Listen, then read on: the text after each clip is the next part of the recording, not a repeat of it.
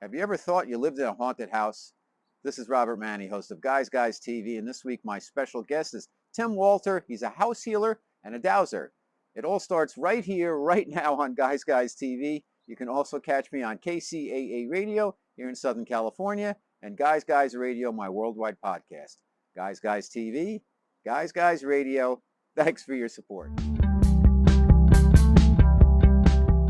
Okay, Guys Radio, the interview portion of our program, and today we're going to talk about dowsing, and we're going to talk about kind of spirituality in a sense, because dowsing taps into the new spirituality that we're all going through, and it's not, I put the word in quotes, it's not all woo-woo, it's about really doing what we can to live our best lives and to get new information out there. And as you know, what we do on Guys Radio, we introduce new lines of thinking, new ideas. And I have found from talking with so many guests that a lot of them know each other. A lot of them are saying similar things, sharing similar messages, but using a different point of reference. And I have had the blessing, as well as my audience, everybody out there, that we get to hear everybody.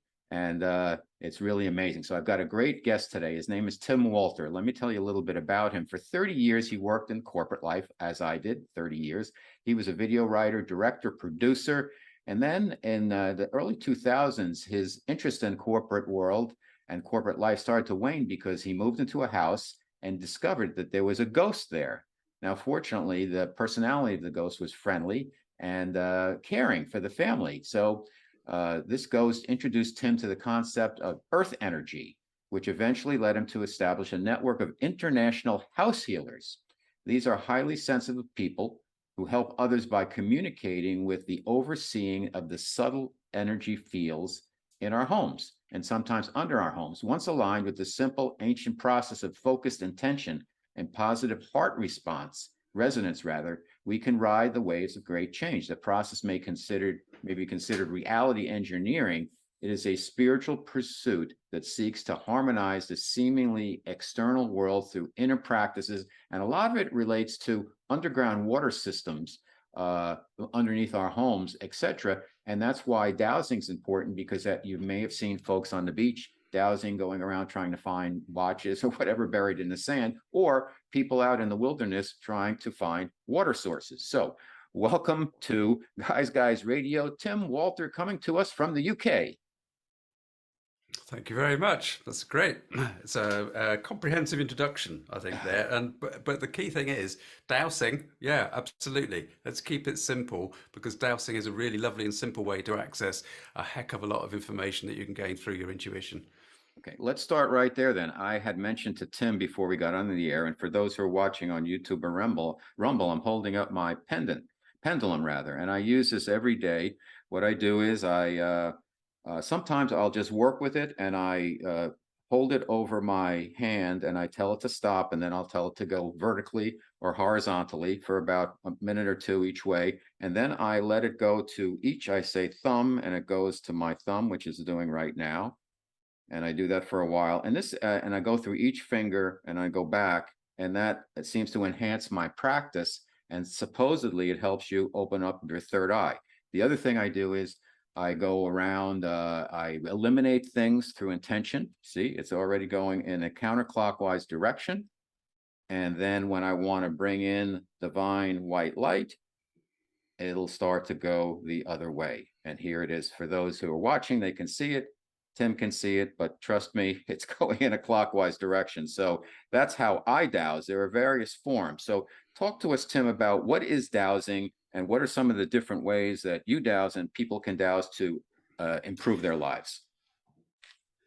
Yeah, I mean, dowsing is let's start from the cynical point of view. Let's go over there, deal with that, and then kind of move along to ignoring all the cynicism, because it's one of those things that's really contentious.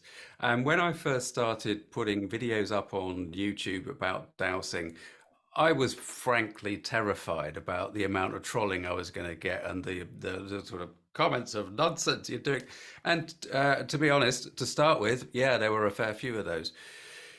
Dowsing is considered by many to be complete hokum. It's not, because what's really interesting about it is that actually it is, yeah, it can be a spiritual process where you're working with those subtle energies and bringing them through, but they come through the subconscious. And the mechanism of dowsing actually is working. Oh, I've got a little dowsing rod there. The mechanism of dowsing works because of the minute muscular reactions that occur. And if you, as just now, as witnessed by your dowsing with your pendulum, the arm is moving slightly, the hand is moving slightly, and that's okay. That's what it's about, because what you're doing is actually working with the subconscious energy of the process. You're not consciously aware of what your body is doing, and therefore what the device is doing. So there's a word that is used in the cynical circle about dowsing. They say it's idiomotor effect. It's idiomotor effect. It's subconscious. Your body's doing it. And I say, yeah, it is. That's exactly what it is. That's the point. Because half of the time, the information that we're picking up is simply intuited. It is not factual. I mean, dowsing itself is described as a way of finding hidden information, or a manner with which to find hidden things, which, as you say, people use it on the beach to find coins and all the rest of it. And metal detectorists love it because it helps narrow the field of view, and then they get really focused with their device. So that's great, right? It's been used in mining. It's been used in police work. It's been used in anti-terrorist work for sure. You can use dowsing for so many things. And what it's doing is saying, you as a human being are not restricted to your physical form. You as a human being can access information that is out there in the field, and we would use the term the quantum field. And that is what we're doing when we're dowsing. I'm convinced it's a quantum process. It allows us to access that non-physical side of ourselves, and it can take you. It's a brilliant doorway for anybody that's interested in just sort of asking the question, what's life all about?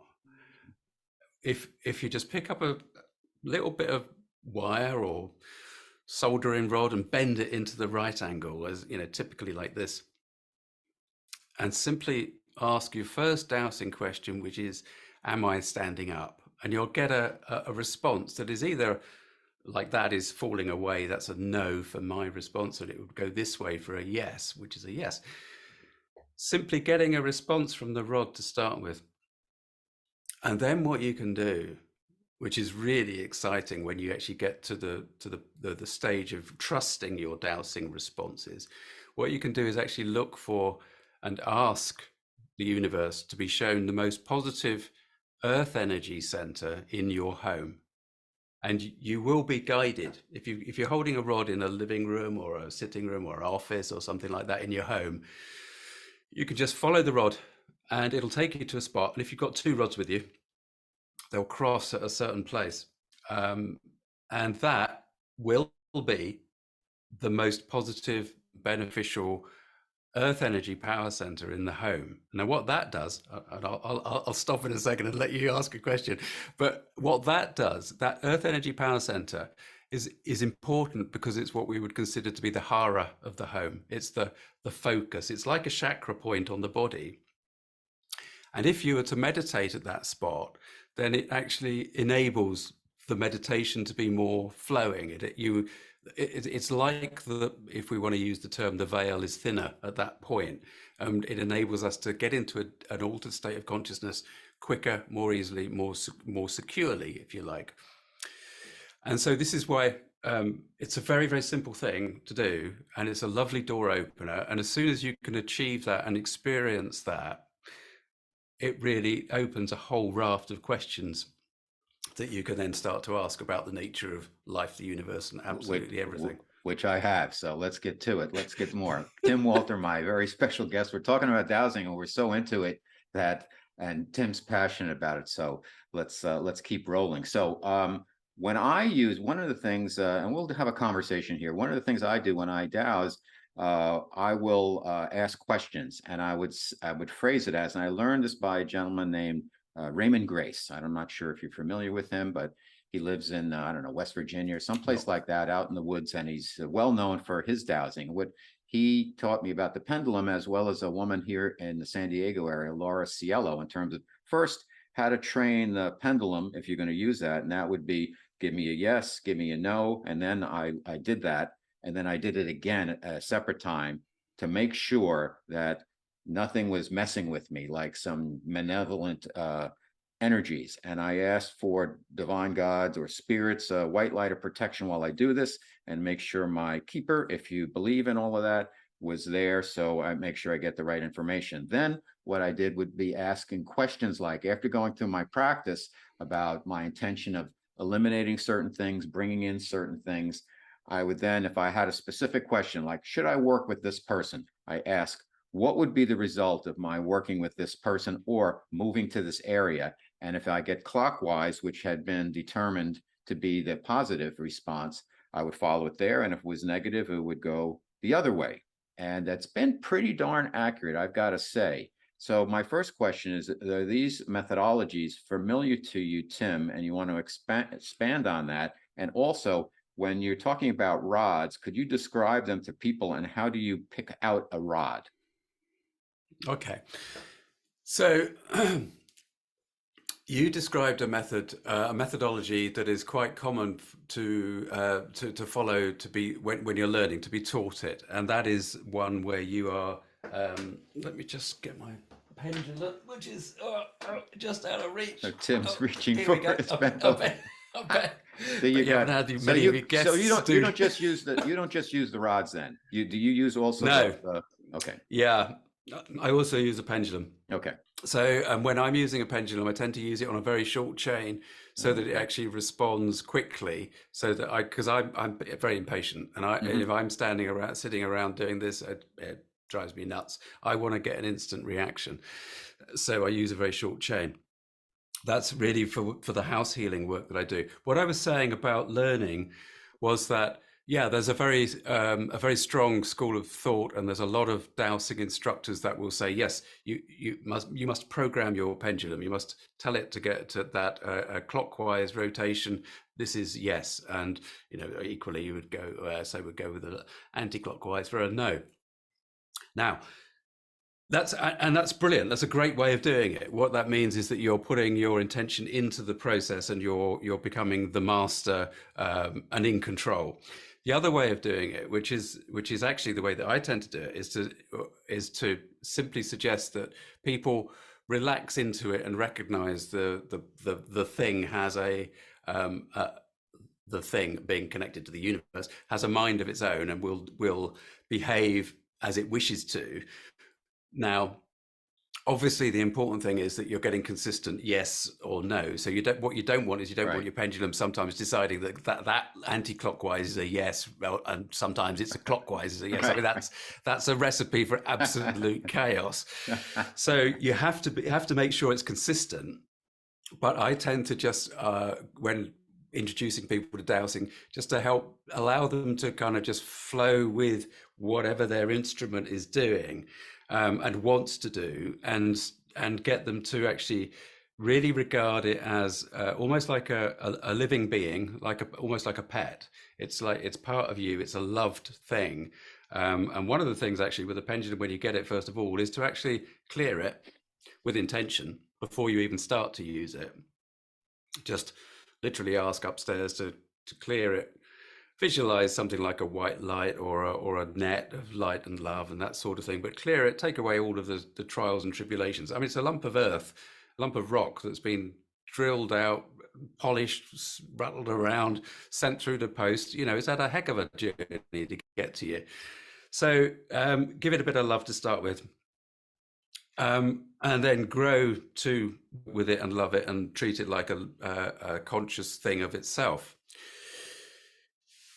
I agree with that. Let me just interrupt there. That I think is incredibly important, because one of the things, having been recently certified in Ho'oponopono, what Mm. I tend to do is recognize more and more the divinity in anything, everything. Mm. My vehicle, I got it back from the dealership. It had some, from a repair shop, it had some work on it. I made sure I told it, thank you. I sent the right vibration. When I'm traveling on the road, I will ho'oponopono the road because and get Yeah. see if I can feel how the road feels. I know it sounds crazy, but when you start to do this over time, it becomes a natural thing. So I just, when you were mentioning that, I just ho'oponoponoed my pendulum to let it know that I was appreciative of all the hard work, what it's been through. So forgive me for interrupting, but I think that's an important aspect of all of the things that we do, is that we have to recognize the divinity in everything, not just people, Yeah. and not just Yeah. nature,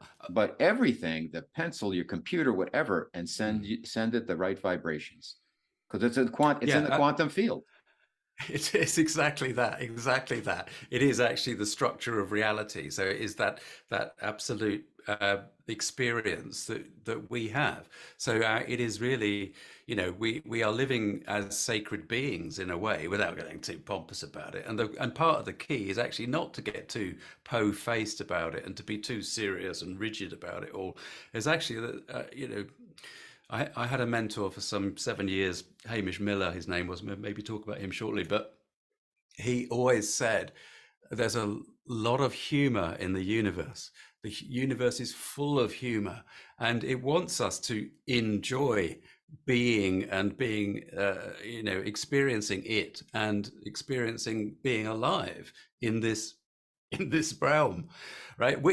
We as human beings, I've got slightly sidetracked off dowsing here, but we'll come back to that in a sec. We as human beings are fantastic at really getting in the way of the flow, right? Our connection, all we have to do when we get born and to be alive is to actually just relax into it, have fun, enjoy ourselves, love those that we're with, directly with, and build those relationships in joy.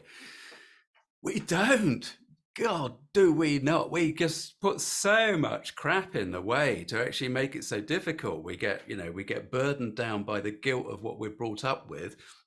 We get burdened down with the guilt of our parents or whatever it is. There's all these layers that get built on us and stop us from just simply being. And then we find spirituality and we go, oh, look at this, it's amazing.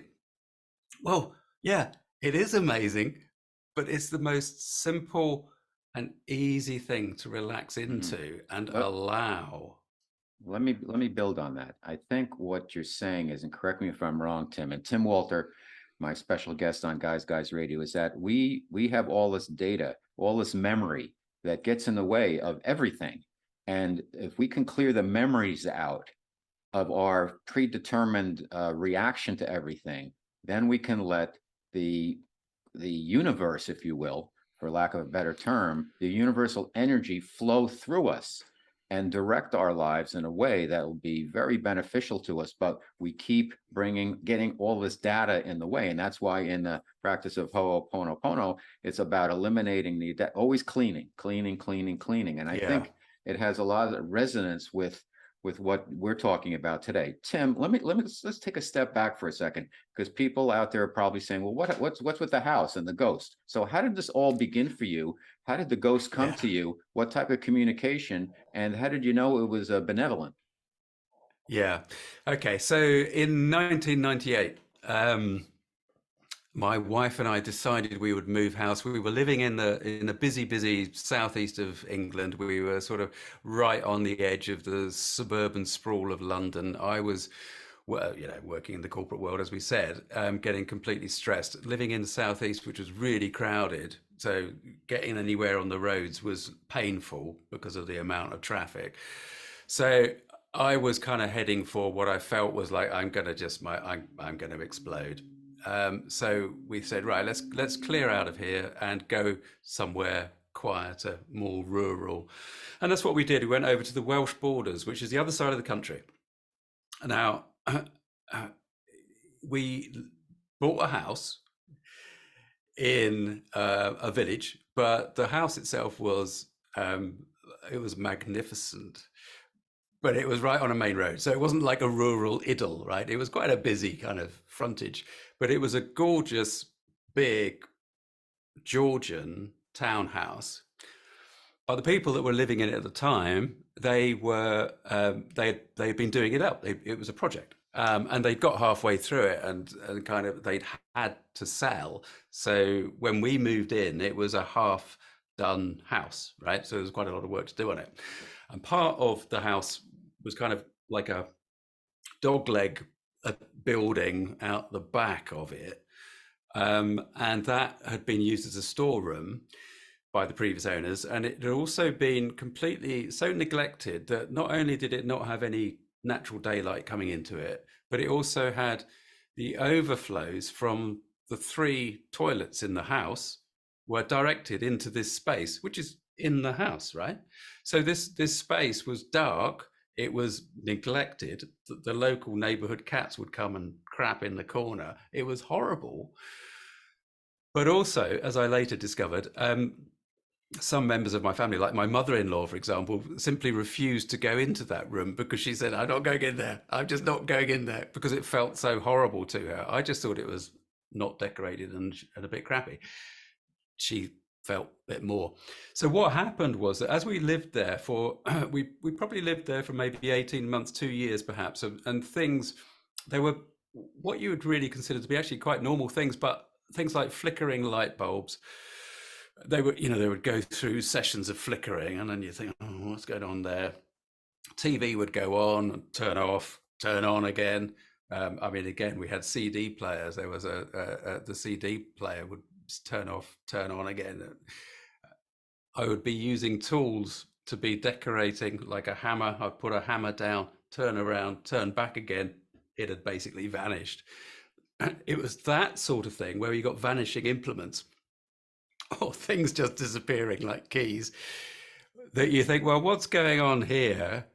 But none of this was enough to think, okay, there's something really odd going on. This is just interference. This was just annoyance. And given that we weren't spiritual in any way at that stage, we didn't even think about, oh, ghosts and weird stuff.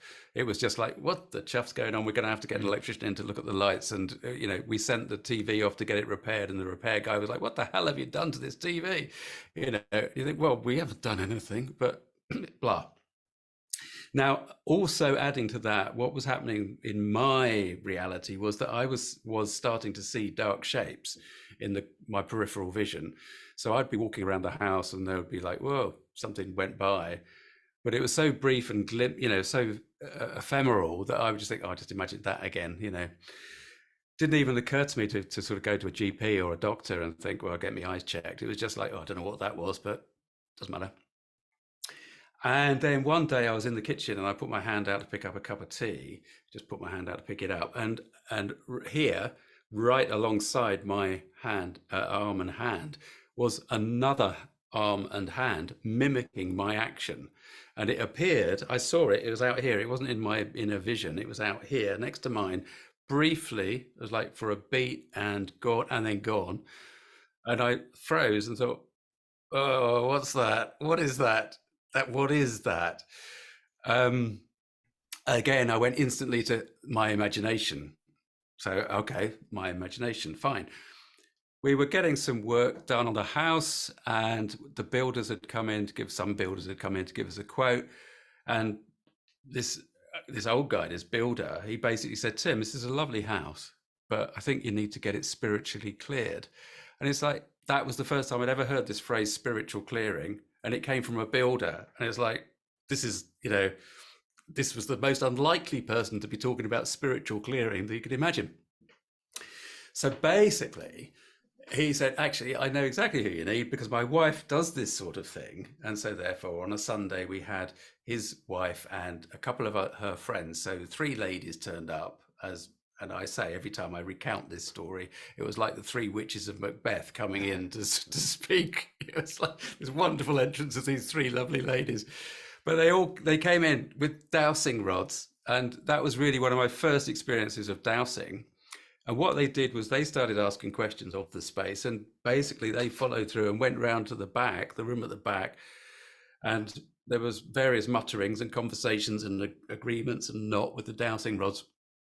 And Mary, her name was, the wife of the builder lady, who incidentally they were doing this for nothing. It wasn't like I was paying them, so there was like no ulterior motive to this. This was, as it turns out, what some people did.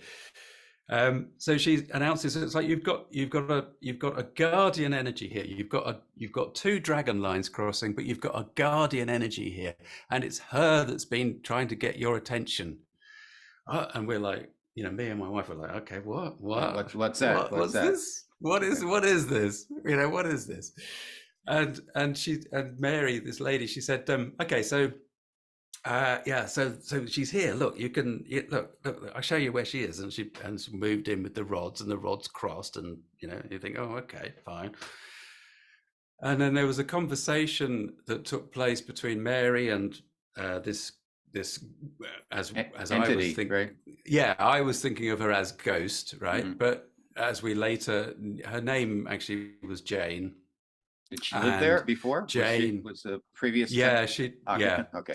She hadn't lived in that house. What she'd actually done is she'd visited the house as a little girl. And actually, you'll love this, right? You'll love this because I'm just going to show you something, which is that she told us through Mary that there was a way that we could kind of get a little bit of information and a little bit of verification that she wasn't just making it up. Jane wasn't just making this up. We were in the room at the back of the house, and the dowsing rod that Mary was holding was pointing to a window ledge. And basically Jane was saying to Mary, if Tim digs in that windowsill, takes away some of the plaster work, he'll find something that'll give you evidence that I am real, that I was here as a little child, because I put something there when I was a little girl. And you probably can't see this now, obviously. Okay. For those viewers, we can see it. Yeah. So this is basically like a hazelnut, the shell of a hazelnut. Amazing. And that was in this windowsill area, right, in the mortar. It was in the mortar. And if you think about, a builder doing a bit of repair work, he is not going to want bits of crap like that in his mortar, right? But what Jane was saying was, I put that there when I was a little girl. All right, let me jump in. Well, okay. Let me jump in because I want to make sure we have a lot of ground to cover, and this is a fascinating story. So you've made the connection that this person had been here. So how did you begin a communication and know that, and what was the purpose of this being, this entity, this person who passed over? Were they stuck between worlds? Were they in a Bardo type area? And how did you help them? And then how did this kind of trigger you to become more involved in house healing? Because I want to get to what other people can look at in their houses and how you learned how to dowse and all of that stuff. Absolutely. Yeah, no, absolutely. So Jane simply wanted to be part of the family. That was the big statement from the first meeting with Mary. Jane just wants to be part of the family. Right. So off Mary goes. I'm fascinated by the fact that we've got this personality living in the house. So I started dowsing. This is why I learned to dowse, was to talk to her, because she wasn't stuck. She simply was at that stage, as she was, if you think about it like introducing a new friend, but you've suddenly found this friend is living in the house. And it's like, oh, okay, so I want to talk to you. I want to know more about you. Tell me about yourself. So I learned to dowse in order to actually ask her questions and get the dowsing response. Because if you do that with, I've only got the one rod here, but you can ask a being, and I can ask you a question, and you'll get a yes or no response. And the dowsing rod will respond a yes and no as we talk through. So when you're talking to a non-incarnate entity, and we'll talk about and open-ended questions too. Yeah. Well, again, you see, this is the thing, is that I was learning to use dowsing to do this, which really was to use it in a mediumistic capacity, not in the way that dowsing is actually formally taught.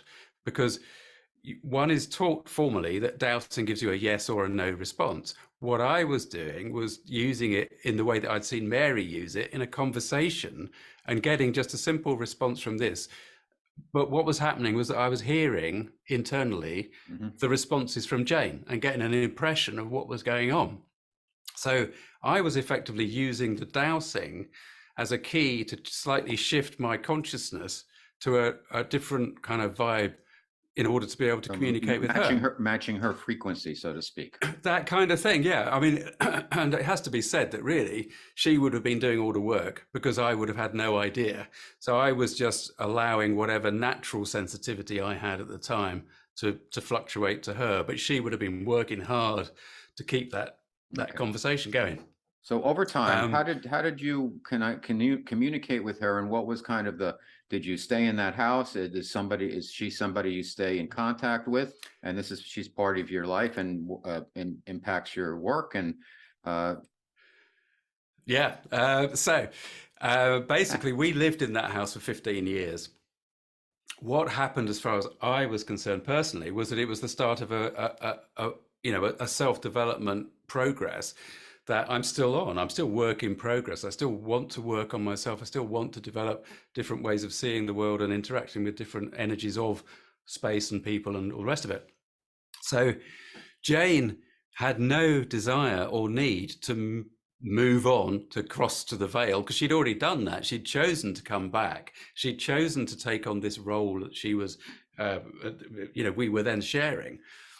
So in the 15 years that we lived there, she was there most of the time, and we would, occasionally she would sort of summon us. And what the way that she summoned us to have a chat would be that we had an LED clock on a cooker, and she would make that change. So she would change the time on the cooker. It wasn't that it was like in a power cut. It was like she would change the time.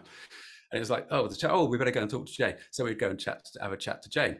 Now, you think, well, you've got the opportunity to talk to a disincarnate being, somebody that's been alive and has passed across the veil and has chosen to come back again. So what are you going to ask them? What are you going to talk to them about? Well, we talked to her about all sorts of different things. We talked to her about earth energy, about the nature of these dragon lines and ley lines and sacred space. This is what happened, was that it opened up the view on, so the ancients knew about the power of earth energy and knew about the way that it can affect consciousness when you go into a sacred site. And I got given a book called The Sun and the Serpent, which was written by Hamish Miller and Paul Broadhurst, which is a story about dowsers, Hamish Miller being a consummate dowser, and they rediscovered earth energy lines going across the south of England, right? Because I'd got this book by Hamish Miller, I became fascinated by him as a dowser. He lived down in Cornwall, down in the end there. And I basically went to see him, and we became great friends. And I've made several video programs with him about the subtle realms and about earth energy. This is important because it ties us back to what I said at the beginning about when you start to dowse, you can ask about the main earth energy power center in your home. And so when you start to look into earth energy, you see that this is absolutely integral to the way that we process information that is seemingly out here, this external world. Earth energy is a crucial part of the mechanism of the way that we process and exist in this matrix, the quantum field of existence, the quantum field of possibility. It is part of the carrying mechanism, part of the information carrying mechanism that enables us to experience it in different ways. So dowsing then is one of a multitude of methodologies we can use to tap into being able to work with that earth energy. Yes? Yeah, absolutely. Okay. Question then. When you moved, what happened with Jane? Right. There was a point while we were still living there where Jane said to me, I was sitting watching TV, and she oiked up and said, I'm going to be going soon. And I'm like, what do you mean? I'll be leaving soon. And and then she disappeared. That was the end of that conversation. Because again, still at that stage, I was like, well, you know, quite often I would still be thinking, did that really happen? Did she just come up and talk to me? So a week or so later, yes, indeed, she left, and there was another presence there in the house. I won't go into the details of that because that will take us off onto another avenue. But basically, she went away for a while. This other presence came and took the role of guardian energy, and that was a male presence. And then after a while, Jane came back and the male energy went, right? Again, like I say, there's a whole story behind this, but I'm not going to go into it now. When we came to sell the house, we got to a stage where we were going to have to sell the house, basically because I had lost so much interest in the corporate world that I'd let my business slip. There's no other way of describing it. I was so fascinated by the spiritual aspect that I basically was spending so much time doing that I wasn't earning the living anymore. I wasn't earning the income that we needed. So I'd run up massive debts, blah, blah, blah. Wasn't in a very good space at the time. We had to sell the house. It was not a good time of my life. And when we were moving out, my wife and I said, right, we're going to go and say goodbye to Jane. So we went into the back room and we had the final conversation with her, where I was saying, okay, you know, I was really choked up about it. It was like, we're going to have to go now. And it's been brilliant and blah, blah, blah, blah, as you would say to anybody that you loved, that you're just expressing it and how grateful, you know, we were. And Jane just went, yeah, okay, bye. And then just disappeared, like just vanished into this sort of, just into this distance. And I'm like, really? That's it? That's nothing back. And so that was it. And I thought, well, fine, you know, that's that. We moved up north, and probably 6 to 8 weeks later, I was meditating because that's part of my daily practice at that time. And I became aware of a familiar presence. And I said, Jane, is that you? And it's like, yeah. And I'm like, what are you doing here? I thought you were guardian of that house. Yeah, I was. Okay. So now you're here? Yeah. Okay. So it's like, oh, what do we do with this? What's going on? I don't believe it, really, is kind of where I was. So to bring all this up to date, as I then developed into the house healing work and worked more with the personalities of spirit and other guides, Jane actually is now part of my house healing team, as I call her. So I will very often ask Jane to go and be in a house that I'm working on, because the work that we do actually can take quite some time. And if you've got a really disturbed house, then it's really useful that Jane can go in there and keep energies at a level that is bearable for the people that are living there. So in other words, what I'm saying is that if people are being affected by subtle realm interference, then Jane can go in and help support and calm in that kind of guardian role. She's not actually the guardian of that place. It's just, it's that sort of role. All right. So we're running out of time. It's fascinating conversation. Right, sorry. No worries. For our listeners and viewers out there, what is the main takeaway? What can they do to kind of check out? Maybe they're not dowsing right now. Do they need to douse? What can they do quickly, Tim, to really make use of what you're talking about in their own homes? What can they look for? What are the telltale signs? And what can they do? Very briefly, meditation is the key to any of this work. So if they're not meditating, start meditating. Secondly, make a dowsing rod and start asking those questions. Get some experience and practice and confidence with that dowsing rod, and then the world opens up in a completely different way. And that's all you need to do to start. Okay, last question, and again, a brief one. From my personal experience, and I think for some of the folks out there may have run into the same things, I have run 3 times into like negative entities that I had to kind of purge. One was I lived in an apartment for many years, and I used to feel a presence like sitting on the edge of the bed or whatever. And I found out that the person previous who lived in a unit previous to me had died in the bathroom. And a friend of mine came in who didn't know this, and she walked into the bathroom. She said, "You have to sage this place or do something." So I started, and one evening, I woke up and it was a big bright light in the hallway right outside the bathroom. I'm like, okay, I've got to do something. So I started telling it, go to the light. You're not welcome here anymore. You have to go to the light. You have to leave. You have to go to divine God's white light. So that was one. And eventually, and I saged it all the time, and it went away. The second one was, I was on my honeymoon with my wife, and we were in the Turks and Caicos, and the pillow that I had gave me horrible dreams. And I asked my wife, I said, check this out. And she had the same thing happen. We told the housekeeper we need another pillow, and that kind of went away. It was so bizarre that you couldn't even sleep with it. And then a week ago, I was visiting my sister-in-law and my brother, and I was in one of the kids' room. That's where I stayed. And the first night, I was starting to have terror. I couldn't sleep. I was having like nightmarish images. And I got up and I Reiki'd the room, and then I ho'oponopono'd it, and eventually it settled down. But these energies seem to be, negative energies can collect on things. Very, very briefly, and forgive me for the long answer, just what can people do about this when it happens in their day-to-day lives? How can they clear it? The first thing is don't get spooked by it. The fact that what you've just described, two of those three examples, is absolutely about picking up the detrimental aspect, the energy from the thing. So these are what we would call power objects, because they're giving you a bad time, basically. Don't get spooked by it. If you can either do the practical thing, which is just to get rid of the thing, but really what you want to be able to do is to understand that actually this is part of subtle energy management. It's part of subtle energy hygiene.